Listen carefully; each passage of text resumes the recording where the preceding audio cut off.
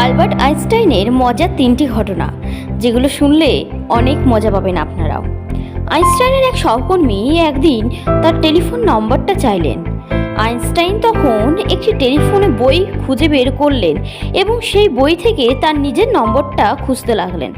সহকর্মী তাকে বললেন, কি ব্যাপার, নিজের টেলিফোন নম্বরটাও মনে নেই আপনার? আইনস্টাইন বললেন, না, তার দরকারই বা কি? যেটা আপনি বইতে পাবেন সে তথ্যটা মুখস্থ করে মস্তিষ্ক খরচ করবেন কেন? একবার আইনস্টাইন ট্রেনে চেপে যাচ্ছিলেন। চেকার সকলের টিকিট চেক করার এক পর্যায়ে আইনস্টাইনের কাছে এসে টিকিট দেখতে চাইলেন, কিন্তু আইনস্টাইন তার টিকিটটি খুঁজে পাচ্ছিলেন না। চেকার আইনস্টাইনকে চিনতে পেরে বললেন, স্যার, আপনাকে আমি চিনতে পেরেছি, আপনি নিশ্চয়ই টিকিট কেটেই উঠেছেন, আপনাকে টিকিট দেখাতে হবে না। আইনস্টাইন কিছুটা চিন্তিত ভঙ্গিতে বললেন, না না, ওটা আমাকে খুঁজে বের করতেই হবে, না পেলে আমি জানবো কি করে যে আমি কোথায় যাচ্ছিলাম?